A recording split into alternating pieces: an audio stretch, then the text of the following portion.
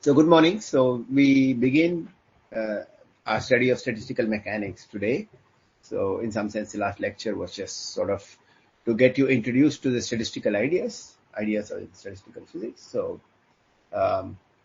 what we're going to do, so we have already discussed last lecture what we meant by equilibrium or thermal equilibrium, but now I need one more idea, which is the idea of an isolated system.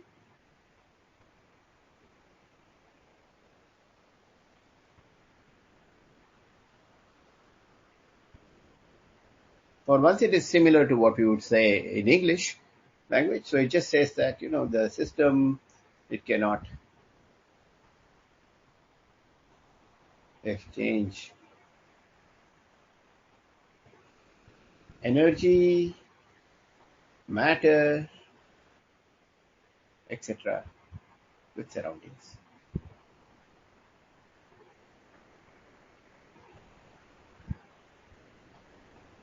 Okay, so this is what one means by a system that is isolated. Okay, with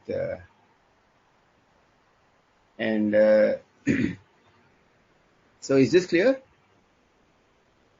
Yes, sir. Okay, so now we are ready to state a fundamental postulate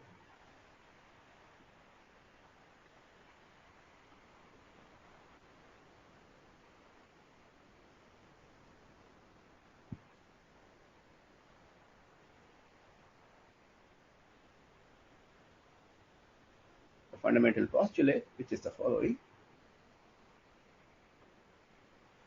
Okay, in an isolated system,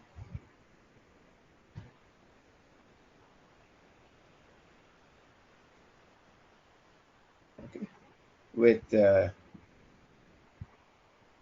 macroscopic, with say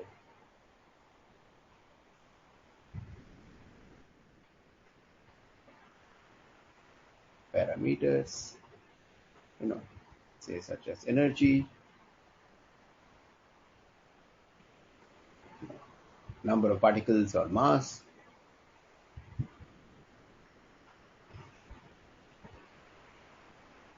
volume, depends on the system. So we have to specify a whole bunch of things specified.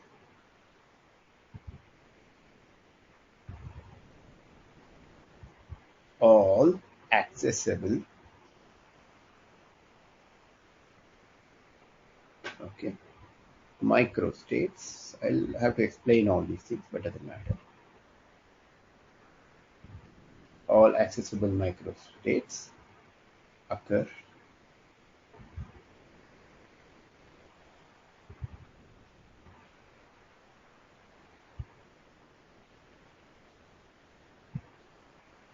with equal probability.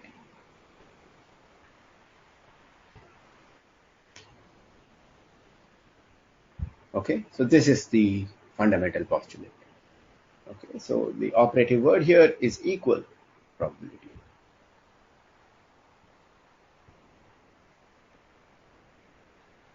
Okay, so before we explain these meaning of the words accessible, microstates, etc., let's just consider an example. Okay, suppose there are 100 accessible microstates, then each occurs with probability. What will be the probability? 1 by 100. 1 by 100. Okay, so what it says is that there are 100 possibilities and each one are occurring with equal probability. But now suppose you're interested in asking a question about the system, what you do is you go to each of these 100 possibilities and ask what is the value that quantity the observable will take, okay, and weight it equally by this kind of probability. So what it says is that, so we will let's say we want to make O is some, let's change color again.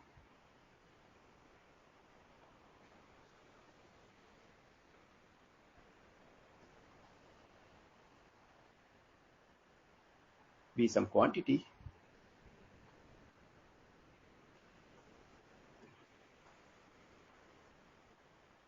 that we measure.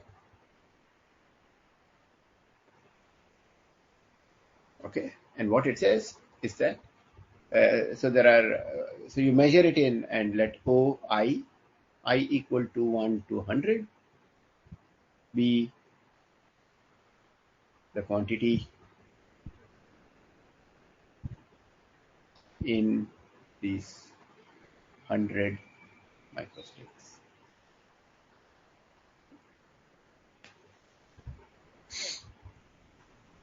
I know I've not defined what a microstate is, but then you can define, we will define something called the average value, and I'll use this symbol here. It will be equal to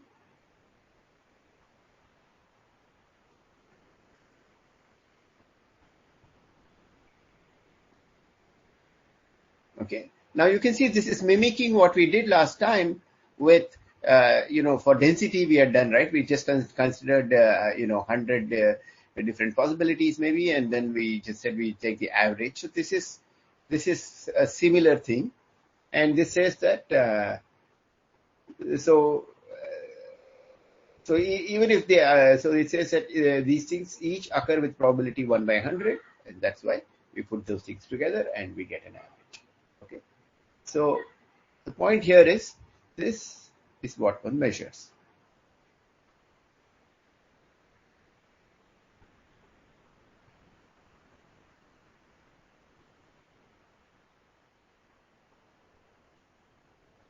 Is this clear? Yes, sir. Okay, so you can see that this postulate has tremendous power. It tells you how to do calculations. Okay, so now let's just spend a little bit more time understanding these two terms, accessible and microstates. Okay,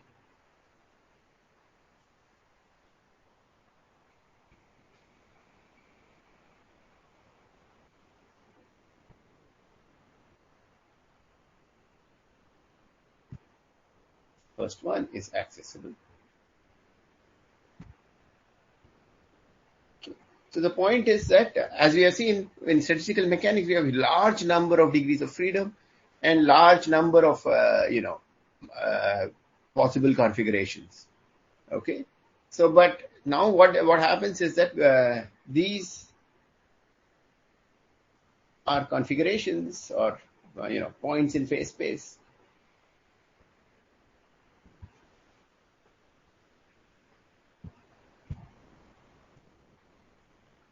which are compatible with macroscopic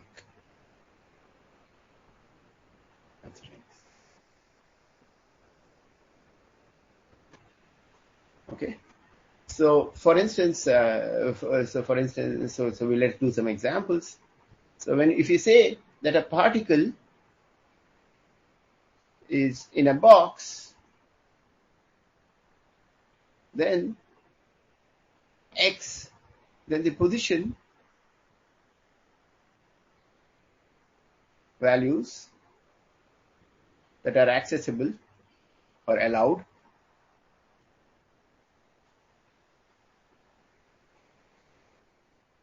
are those that lie within the box.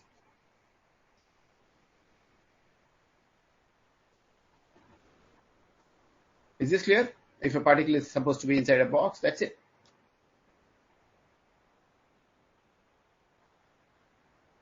Is this clear? This is one example. Second example is, for instance, you could have, you could say that the energy of the system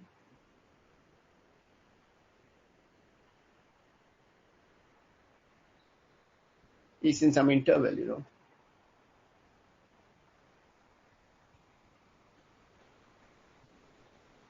Let E be the energy value and with some error. So usually we don't measure macroscopically. We don't know the energy to exact precision, so we just say it's in some window. Delta epsilon can be as small as you wish. You can adjust those things. That depends on your. Okay, again, so accessible now. So what will this constraint imply? It will imply that only configurations or points in phase space that lead that or have energy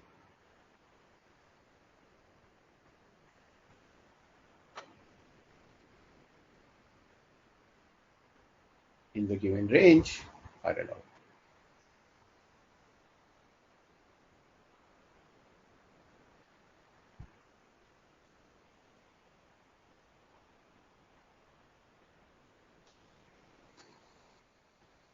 Okay, is this clear? Is this clear? So let's take a very simple example where we'll put these two things in a thing, and so we'll do a 1D particle. So let's do this example.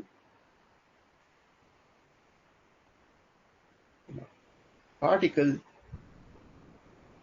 of mass m in a 1D box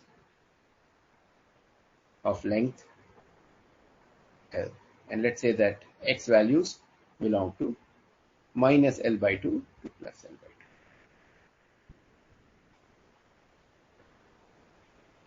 2. So let's draw the phase space.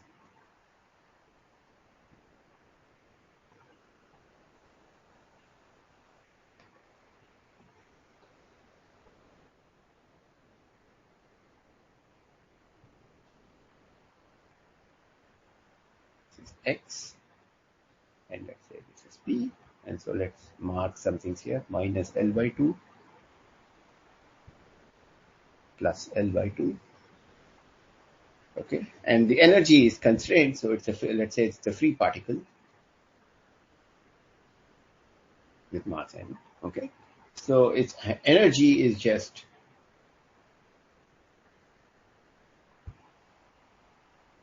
E will be plus or minus if you fix the value of this to n. Okay, so let's draw one more down here.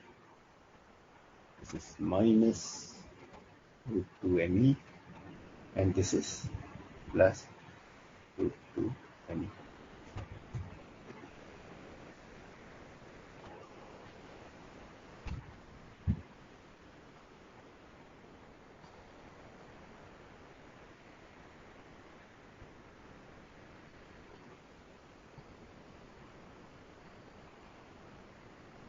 Okay, so now let's say that the width is some, this is, you get some width out here, and so now if you look, what will happen is that what are the allowed values of momenta and this thing.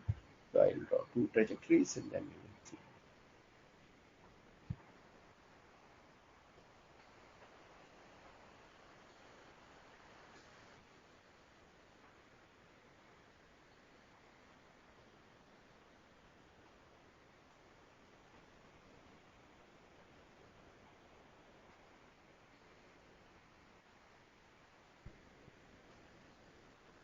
Okay, so the allowed values, now I can use this to mark. These will be the allowed values of x and p. Okay, so the upper limit, I didn't specify what that was. This is just root 2n of epsilon plus z. Okay, so the shaded region are the accessible microstates or accessible values of x and z. Is this clear? So delta E is the uncertainty in energy or something? Yeah, so we have said that it's in the range, yeah, so in this range. Okay. Okay. Shaded region equal to accessible.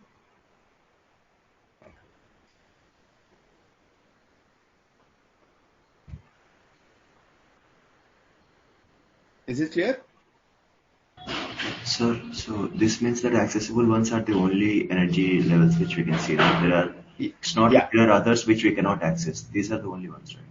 Yeah, because of the macroscopic constraints. I mean, if you change the constraint, some other things will be accessible, but then this may not be. Okay. Here only a single particle is in the Yeah, box. right now there's only one particle, one dimensional with 1 degree of freedom. Okay. Only for, I mean, just to illustrate the example, I mean, the idea, okay, of what we mean by accessible. Okay. Okay.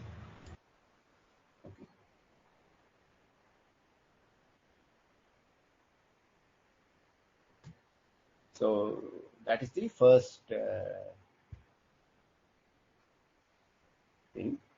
Second one is what do we mean by microstate? This is just every microscopic configuration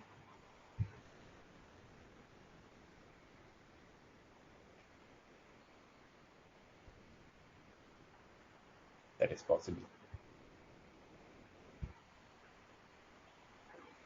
So in our example, for instance, all points in phase space.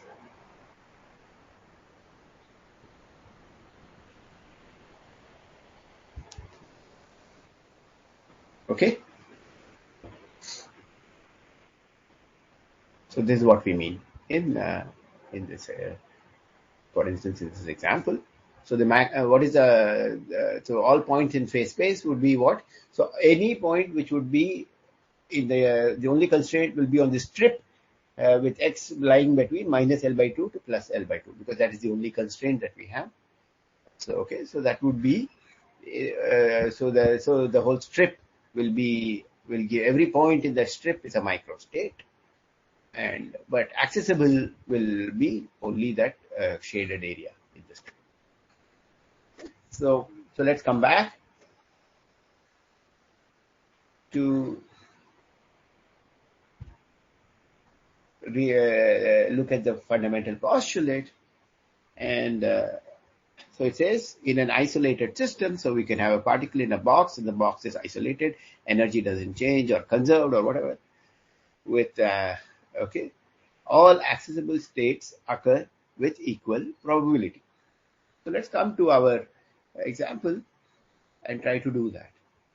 In this example, how many points are there? How many microstates are there? Infinite. Infinite, right? So now there's a problem. The problem is that if you try to naively apply this postulate, it gives you probability to be 0 for each one of these configurations.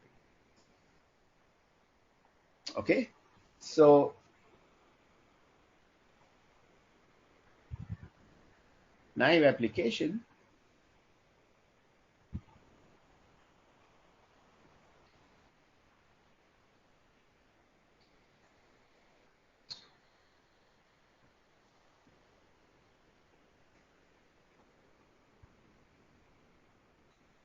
doesn't work as the number of accessible microstates is infinite.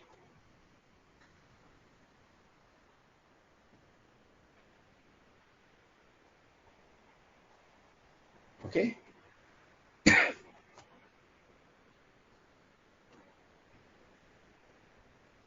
so how do we go about resolving it? And actually, interestingly, the resolution to this problem lies in quantum mechanics, but we don't need fancy quantum mechanics to resolve it. Okay, but we need just the resolution.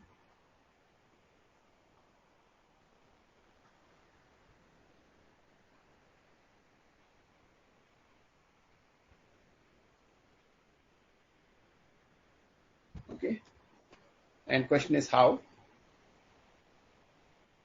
So first point is that Heisenberg's Heisenberg uncertainty principle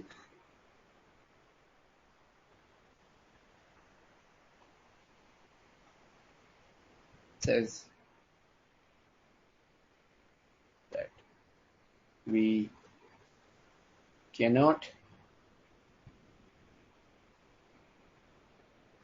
uniquely, rather specify coordinate and momentum with arbitrary function. And this is not an experimental issue.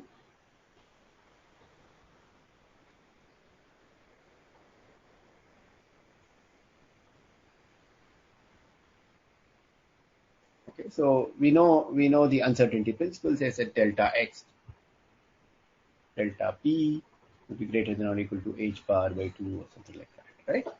So the question is, so what we should do is we need. So this implies that we need to replace points in phase space by cells in phase space.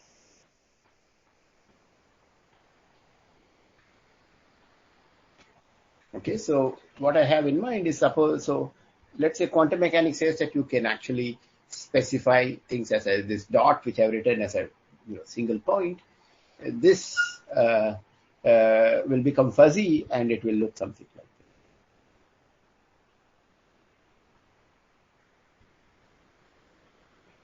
Can you even see the point?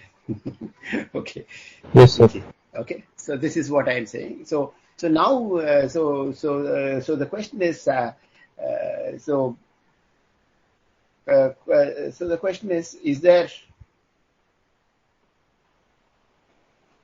a volume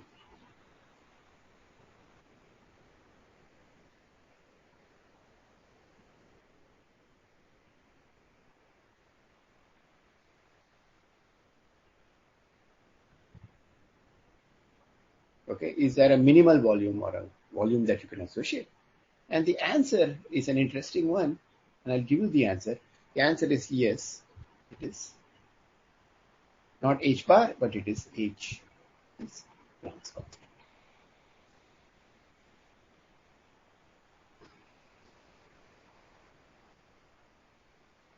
Okay, so what it says, so let's go back to this example.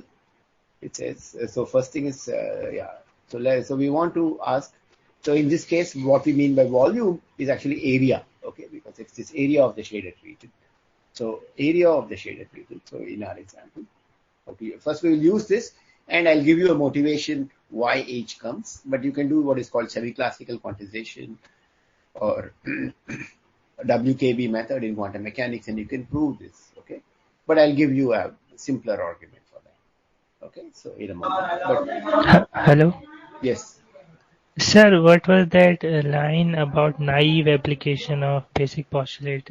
Because you just want to sit and count, so it says you take, you want to count all the number of accessible microstates, and we counted, but it's a point in infinite points, right? This continuum, right? In each strip, there are infinite points.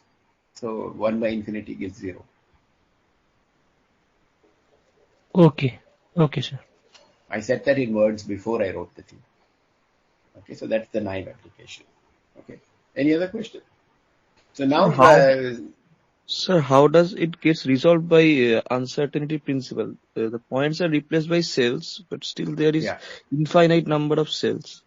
no, we will. Let's see. Let's see if there are infinite of them. Okay.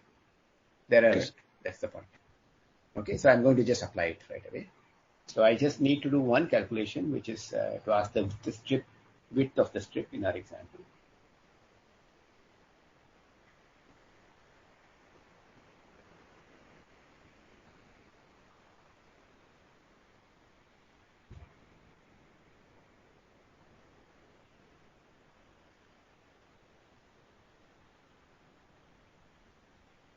right? This is what I should do.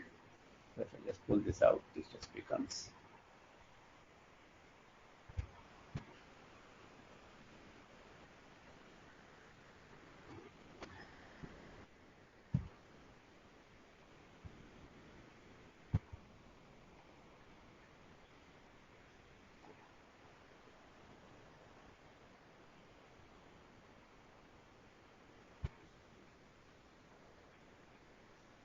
okay. I need it only to leading order. Delta epsilon is supposed to be small. Is this clear? So this is the width. Okay. So area of the strip equal to 2 times 2 because there is one upper strip and one lower strip times the length times this width. So it is let's take this m by 2 epsilon delta epsilon. Okay, and then and we are told that the cells have size h, so number of accessible cells, if you wish, now is this area, which is 2L root m by 2 epsilon delta epsilon divided by h. Okay. Now this is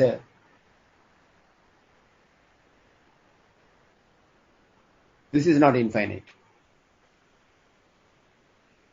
Somebody asked that question, right? Now you can see, right? The area of the strip is finite. And one more thing, you can a little bit of dimensionality. We can do PDQ as same dimensions of H. So this is a dimensionless quantity that you know.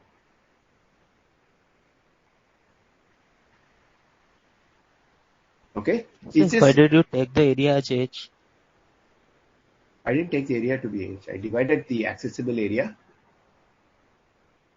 by H because I was told. So what I have, Area means each their cell, small area, the small volume. yeah. So I computed. What I have done is I computed the area of these two strips. Added them. These were equal 2 times L into this width, which I worked out. No, sir, I am asking about the small volume. Small volume as H. The volume of every cell. So how many cells I can fit into this area of size H? Size means area H. Literally. Sir, actually he is asking that why did you consider the volume of the small cell to be H? Because I said so. I didn't prove anything. I just said that implications from uncertainty principle, it's going to be like H. That's it. I haven't proved it. I'm just showing you how to calculate. I said answer it is H, but I haven't proved it.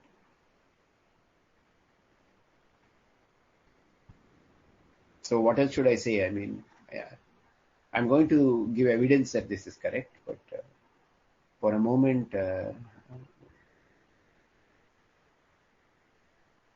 if you accept this answer, then does what I have done make sense? That's the only thing I want to ask. Is there anybody who doesn't understand the calculation that I have done?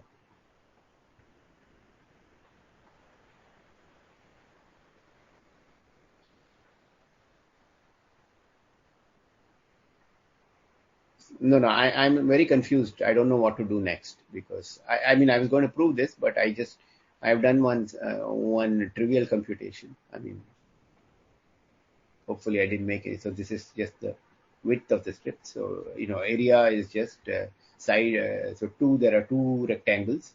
One cell side is L, the other side has this length, and I multiply them. That's all. So that gives me the area, and we are told that how many cells I can fit into that. Shape, I'm not worried about shape, anything. I'm just saying that roughly, every cell will have area H. So if I divide this total area of the strip by H, it will give me a number. Right hand side is not even an integer, right? I mean, you know that. You just want an estimate. So the Yes, person sir. who asked the question, yeah, go ahead, Siddharth. Yes, it is understandable. Okay. Yeah, somebody commented, but this area of the strip is not H bar. Not H bar, not H. It is just some area. It depends on L, it depends on delta epsilon. You change delta epsilon, it changes. Okay. So this so now what we get is a fine. I mean, what I'm saying is, if you take this statement that I made and apply it, now you're getting a number. You're able to get a finite number. Now we can apply.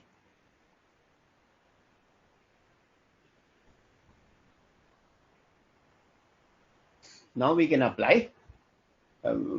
Now we can apply the fundamental postulate.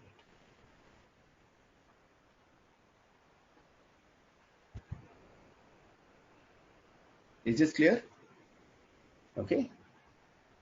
Sir, I have a question. Yeah. Sir, we can divide the total strip area into number of cells, but we can divide it by many ways, right? I don't care. I'm not interested in that. I just want an approximate answer to this question. So I have to figure out what is the allowed area by the macroscopic constraints. If I change the macroscopic constraints, you know that the area changes. For instance, if I change L, it will, if I increase L, area will increase.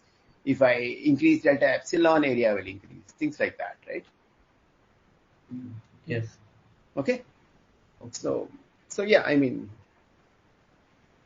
but now we can apply. So there are, so what we will do is, what we will write this, this formula I will write again as equal to rho of epsilon delta epsilon.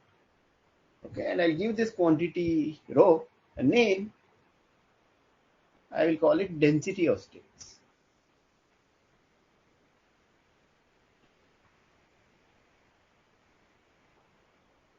Okay, it says how many states are there in the interval rho of epsilon, in the interval between epsilon and epsilon plus delta epsilon. That's what it says. Okay, but when you think of it this way, quantum mechanics tells you. In quantum mechanics, you know that. So this problem is easy. This is easy to estimate, rather. This, that is rho of epsilon, is easy to estimate directly in quantum mechanics.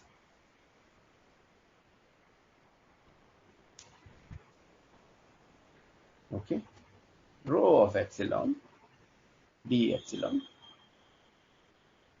rather,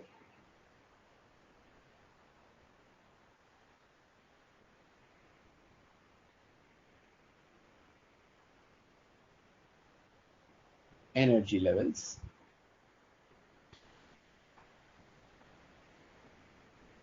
rather energy eigenstates,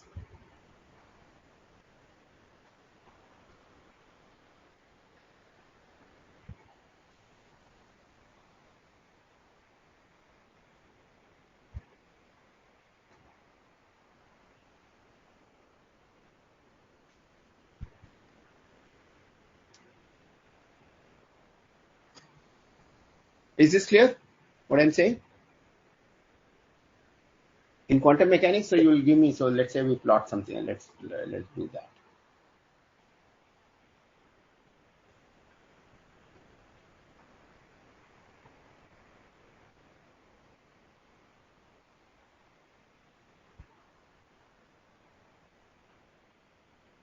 So this is epsilon, say, and this is epsilon plus delta epsilon. And there could be energy values, so the values of energy. Oh, I messed up.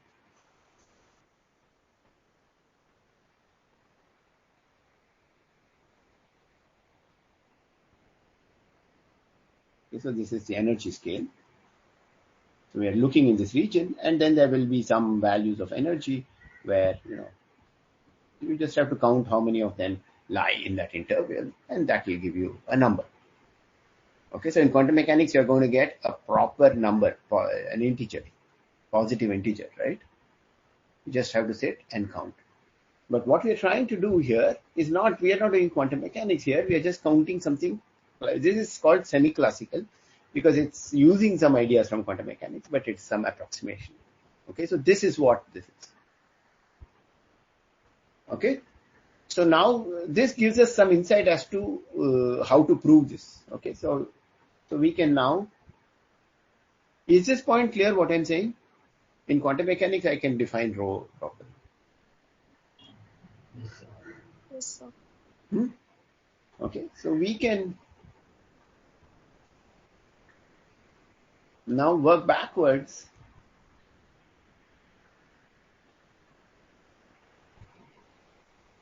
to understand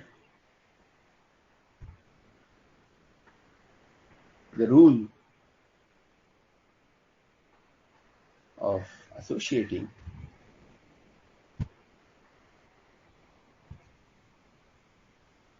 a cell size, a minimal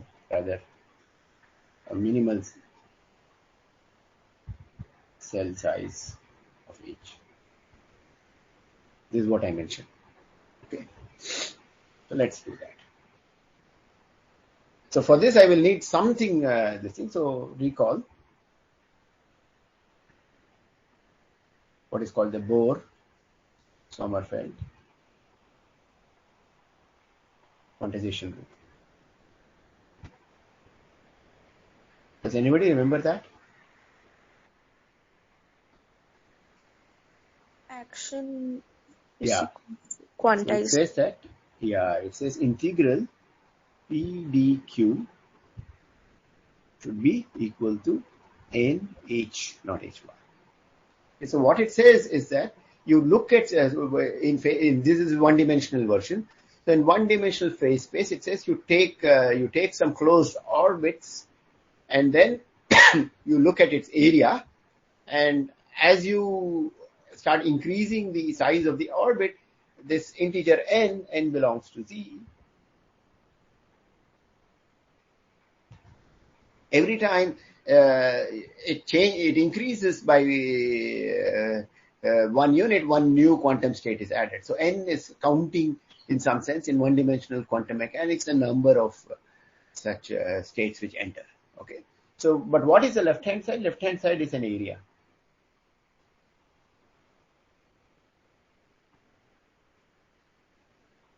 Okay. So we could rewrite this thing as integral P dq 1 by h equal to n.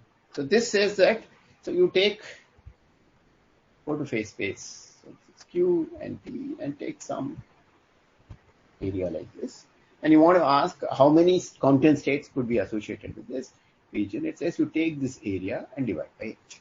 Exactly what we did. That's what this says. And then you will get the integer that's closest to it will tell you the number of quantum states which have this. Okay? There's a little bit more detail in this thing, but that's about it. Okay.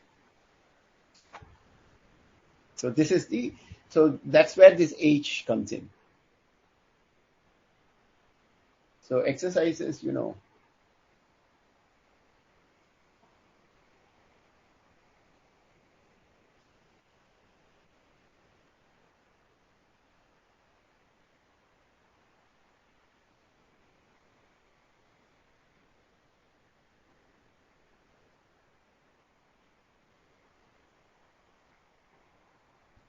to get that the energy levels are NH.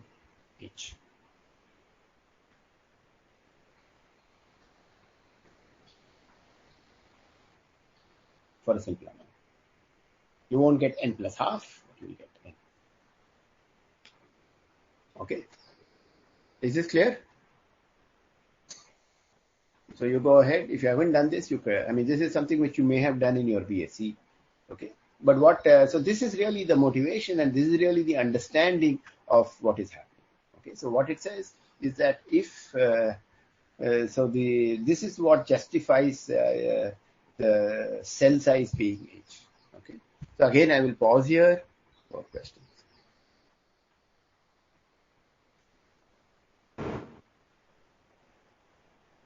Sir, what is SHO? What is? SHO. Simple harmonic oscillator. So, statistical mechanics developed before quantum mechanics or after? These methods are all after. But I mean, see, it was preceded by something called kinetic theory of gases, etc. So what So for we are instance, doing now? for instance, many of the things we did yesterday, we didn't use any quantum mechanics or anything. I mean, we got the velocity distribution. We were able to get things. So those kind of things didn't require quantum mechanics. But the Planck constant thing comes in quantum mechanics. Yeah, so yeah. So it's this is all post quantum mechanics. Okay, sir.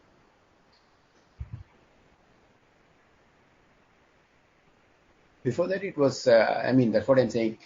There was no statistical mechanics. It was really kinetic theory of gases, which had some limited success. Okay. So this is the justification for doing this. Okay. So now we actually have a working method to associate a probability to apply the fundamental postulate. Okay. So we just need to generalize to more degrees of freedom.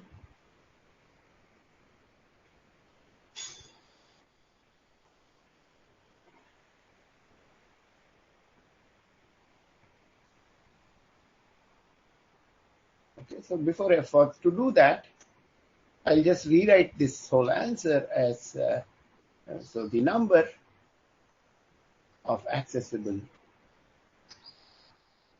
microstates.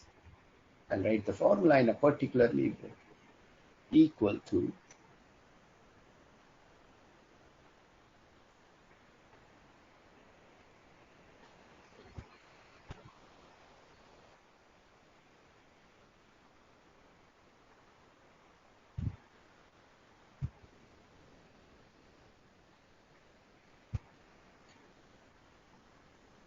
okay. So this is the crux of the formula. So if I did something for a particle in a box, but it doesn't have to be in a box. It could be, it could be a simple harmonic oscillator. Then also we can still have the condition on energy, and then we can do this. Okay. So it's integral over phase space, but only over the region in phase space, and you divide it into cells. Okay. So is this formula clear? This is what I used. This is just the formal representation. It's multiple integrals. I just show one integral. So it's a two-dimensional integral. Is this clear?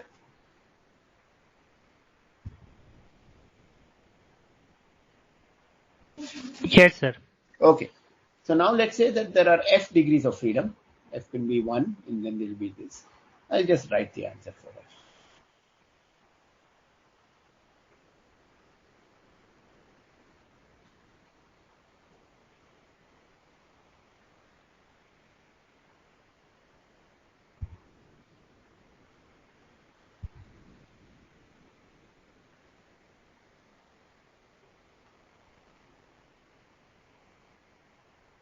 Okay, so now when you have more, let's say you have, if you have say 2 degrees of freedom, it will be d square p d. So now it becomes some 4-dimensional hypervolume, right? But the point is that there will be, in terms of quantum numbers also, you know that there will be as many quantum numbers as degrees of freedom. So there will be Bohr-Sommerfeld, if you could go to action angle variables or something like that. Yeah, at least in those variables, it's very clear. For every pair of action angle variables, there will be a Bohr-Sommerfeld quantization condition. But we don't need those details. It just says that now the individual cell will have the volume h power f. That's all we need. Is this clear? Yes, sir. Okay. So this is what we will call semi-classical formula for a number of accessible microstates. Okay, and then from that we might rewrite this. We then might rewrite it as integral, say, rho of epsilon, like we did earlier. Okay, where we are putting the energy constraint, etc.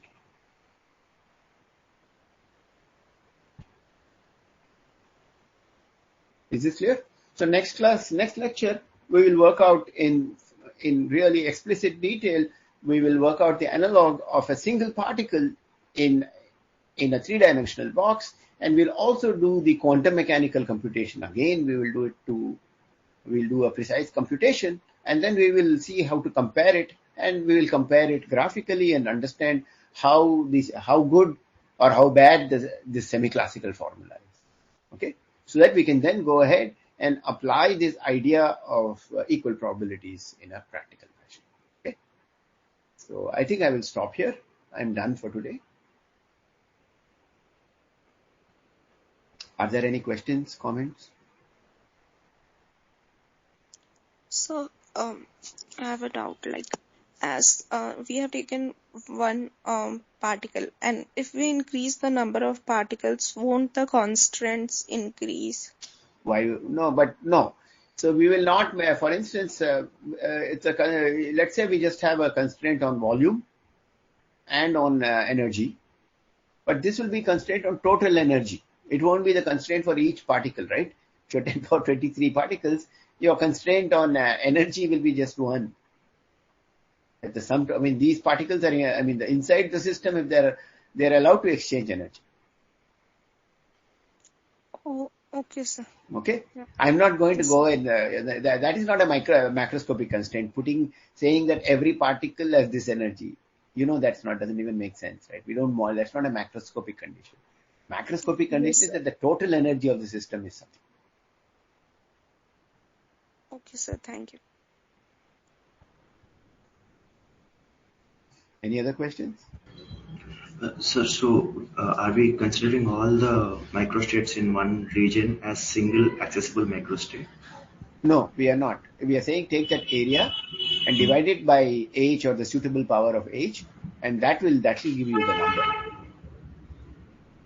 So it need not be one. Depends on the area. Like in one accessible microstate, there can be a lot of other points. No. There will be only, in a cell of size h power f, there will be precisely one. That's what one is saying. It's one per cell of that size. But the macroscopic constraints won't give you one cell typically. It will give you some number, some large number. You will see tomorrow when we will if the constraints are such that the system is forced to be in its ground state or something, or close to its ground state, then the numbers will be pretty small. You could get one. Number of accessible microstates is one. That can happen if the energy is low enough. Okay. So any other questions? Let me stop recording. And sir, go ahead. Accessible microstate doesn't mean there is only one particle, right? There can be a lot of particles. One microstate has one particle. No. It's not related to particles at all. Related to quantum states. Okay. Okay, so there can be a lot of particles in the same microstate. Yeah, exactly. The degrees of freedom increase. We'll see how to do that.